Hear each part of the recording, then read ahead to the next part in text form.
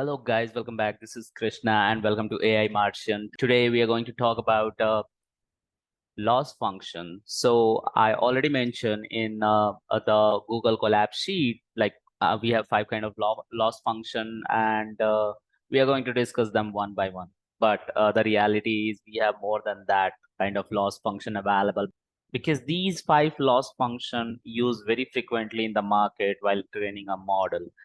And that's why I just pick only five values to predict to explain in this video. Okay, so I will also tell you like what is the working, why these loss function very much important, in what scenario we have to use these kind of loss function. So we will discuss this thing one by one. So in this video I will talk about binary cross entropy.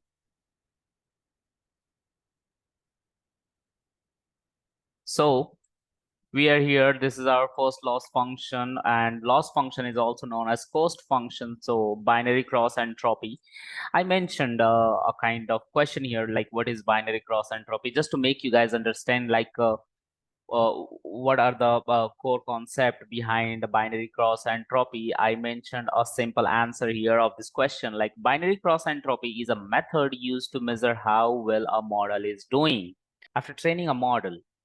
If we are supplying any kind of input and I want to know the predicted output, so how much accurate this binary cross entropy will play a crucial role in that case only. Okay, so here binary cross entropy is a method used to measure how well model is doing at predicting the correct outcome when there are only two possible classes. See, this is very much important.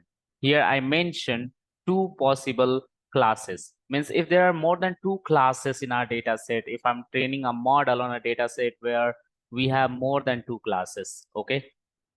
So in that case, binary cross entropy is not a perfect choice to calculate loss. So always keep these thing in mind. Like whenever you have a you are going to train a model and you have a data set where we have only two classes. In that case, you have to apply a binary cross entropy. Yeah, suppose here we have we have a kind of data set. Let's say I have a data set where I have two kind of email I get in my inbox. Okay, suppose this is my email account where I'm getting two kind of email. One email sent by a valid organization and this organization offering me a job, let's say. Okay, whereas one more person sending me fake email fake email, like I win lottery of 1 crore. Okay, so such kind of email I'm getting, let's say. So this is called, this kind of email we called spam. Okay, and this kind of email we called ham. Okay, or not spam. Okay, so this kind of email, let's say spam, like zero. Okay, zero is a class. Okay, whereas means this ham which I have mentioned, okay, ham means not spam. Okay, so let's say I one hot encoded this ham to a number that is zero. Okay, whereas I again encoded this spam to one, because spam I cannot supply to a model to train, because this is not a valid numerical data, it's a categorical data. Okay, so I have to one hot encode and I have to convert it into number, and that's why I mentioned this ham using a number zero and this spam using a number one. So this fake email, let's say I'm saying one, and this is called ham, I'm saying zero. Okay, because this is another class. Okay, so there are two kind of email. So now suppose I have 10 such emails. Okay, where 5 email ham. Okay, and 5 email spam. Okay, spam means of one class and ham means of zero class. Okay, so in I just want to train a model. I just want to train a model. Okay, this is my, let's say, model. Okay, I want to train a model passing these two kind of data. Okay, and this is the target. Okay, let me clear this window so you guys can see it. So this is my model. I'm passing these 10 emails to my model, and I train a model. Okay, I trained a model. Okay, once I train this model, let's say this is my model which is trained. Okay, so this trained model, this is a trained model. Okay, I'm using here, and if I'm giving any kind of email to this, okay, and I want to know like whether this email which I am supplying here, whether it is a ham or a spam. Okay, so this model will give me a output, like whether this model will be a ham or a spam, right? So how this model calculating this value? So there is one function available which is called loss function. Okay, and that loss function name is binary cross entropy.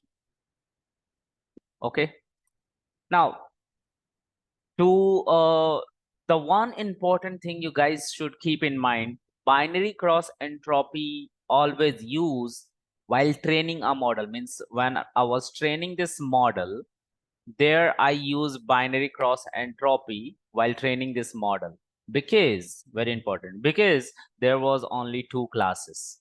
Okay, if there is more than two classes, I would suggest not to use binary cross entropy. If you will use them, you will get bad results. Okay, so always keep this thing in mind. Whenever two kind of classes in your data set, then you only have to use binary cross entropy, because binary cross entropy help us to train a model very well as compared to any kind of cost function. Okay, so binary cross entropy is very much important.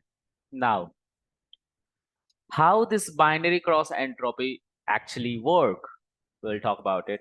So one point from here I just ask you to mark is, whenever we have two classes,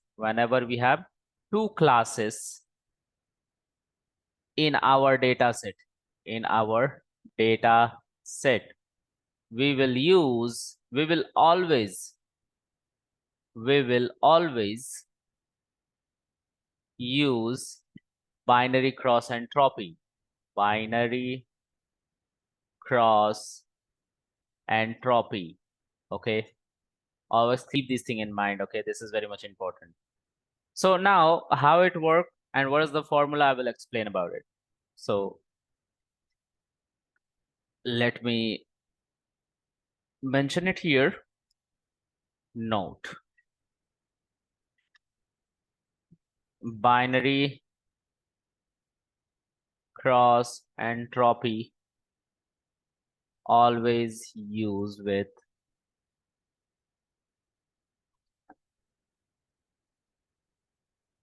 two classes in our data set. Okay, not more than two classes. Okay, for example, it is mentioned above. Let's say I have a data set where I have ham, or you can say let's say spam,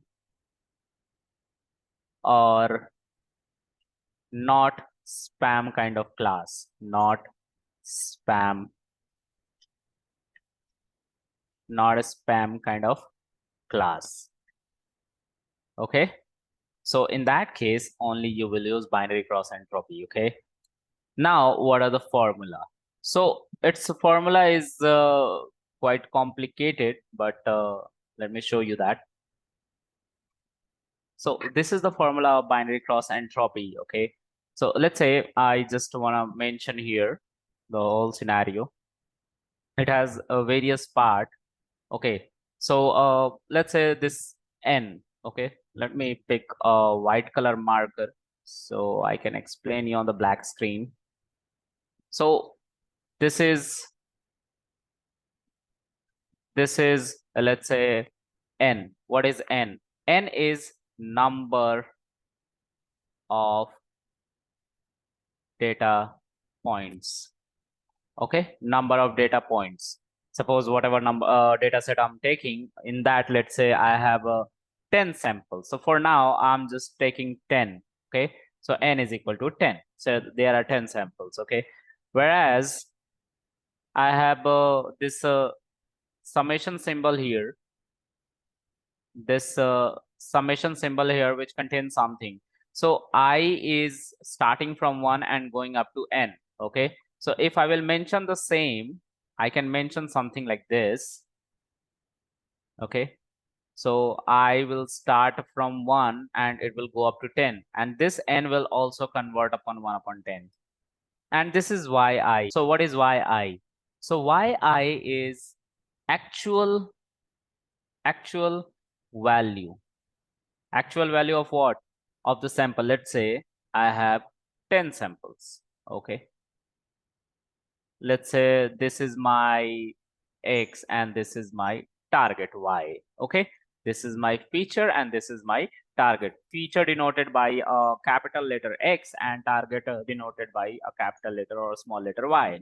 So let's say I have 10 samples here. Okay, so that 10 samples, I'm just denoting it by number for now: 4, 5, 6, 7, 8, 9, and 10. Okay, and there are some sort of classes. Okay, this all belongs to some sort of classes, which is 1 0 1 0 0 1 0 1 0, something like that. So how many classes are there? Unique classes, there are two classes only. The first one is 1 and the second one is 0. So there are only two classes in this target, right? So what is y1? Y1 is nothing but the actual value. The first feature actual target is 1. Okay, so y1 is nothing but the actual target of the specific data sample. Okay, this is my, let's say, data sample, and it has a target which is 1. So y1 is accurate data sample. Okay, now what is pyi? So let's see pyi. Okay, now let's say this is my first sample. Okay, so right now the I value is what? 1. Okay, so let's say this is the first sample, which is 1. Okay, whose target is 1. Okay, but now my model will calculate the probability. Okay, before calculating the loss. So this p is nothing but probability of given sample. Okay, so model will also try to get calculate probability. On the basis of probability, it will help us to demonstrate whether the given sample belongs to 0 class or 1 class. Okay, so this p is only to denote like we are calculating the probability of y1 sample. So it is the probability of the given sample which lies between 0 and 1. Let's say, for example, let's say y1 probability is 0.8, which means 80%. Okay, means this y1 sample, let's say, belongs to first class, so its probability is high, up to 80%. Okay, so this is nothing but the probability. This part only I'm talking about. This is probability. Now we have to further calculate the log of this probability. Okay, similarly here the model will also calculate probability, and it will subtract that probability with -1, and then it will calculate log. Okay, and then further that value multiply with the actual value, which is 1, because y1 target is actual 1. Okay, so that is 1, that we will place it here 1, and it will subtract to this 1. Okay, so such kind of calculation execute when I'm passing any input to my model. It simply calculates the probability. Let's say if the sample which I have passed, this belongs to one class. Okay. And probability is also a maximum. Okay. That means the loss is low. Okay. If the sample belongs to one class once again, and the probability, let's say this time I'm getting 10%, it means 0.1%. So in that case, loss is high. Always keep this thing in mind. Okay. So if let's say I have a sample, okay, this is a sample. Once again, this is a sample. This sample belongs to, let's say, first class. When I'm passing this sample to a model, this model calculate probability of zero class and probability of one class. If the probability of zero class of this sample is, let's say, 0.1%, and the probability of one class of the same sample is 0.9%, so in that case the loss is low. Why? Because this sample belongs to first class. It's already predefined that this sample belongs to first class, and the probability of first class is also high.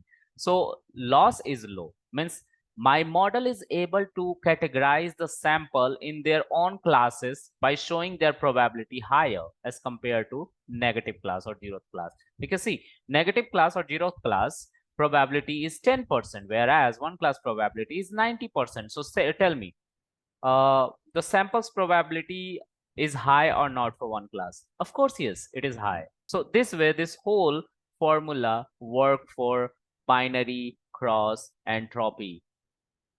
Binary cross entropy. Now, you guys will ask me, how can we use this? So I would like to tell you, you already have to use these kind of concept before. Let me show you that code. So again, I would like to show you the same code which I have used earlier. So the same code which I have shown you earlier, okay? Example code for binary cross entropy. I'm just making a heading here so you guys will able to understand this, like what I'm talking about in this section. So see, once you will see the whole scenario, this code you have gone through multiple time, okay? And here I have mentioned loss, okay? In the compile section, see, compile my model, and in compile section I have optimizer. I didn't tell you about the optimizer, but I will tell you later on in the same series. But right now I'm talking about loss. So binary cross entropy I'm using here. You have to simply use it like this inside a single quote, double quote, or triple quote. It's a Python string, okay? So you have to spell it very clearly, otherwise it will give you an error, okay, if you'll spell it wrong. So this is the binary cross entropy, because in our data set here I had used like in breast cancer data set, there are two kind of patient we have. The first patient who has cancer, and the second patient who doesn't have cancer, okay? So here I have used binary cross entropy because in this scenario also we have two classes, okay? So it will give us the output regarding the same, okay? So this way you can use your binary cross entropy with two classes. If in your data set there are two possible classes, okay? So in that scenario, you always use binary cross entropy. So let me run this code. This code is running, okay? It will take some time. Yes. It is training my model, and I'm using loss, means whatever loss I'm getting here, that's because of binary cross entropy, okay? So I'm getting loss by the help of binary cross entropy. Binary cross entropy help us to optimize our model, okay? That's why we also use optimizer in the same compiler profile, okay? See, here I have used a dot compile kind of a function, and in that function I have used I have passed optimizer and losses and matrices. So loss basically used to calculate the loss of the model, okay?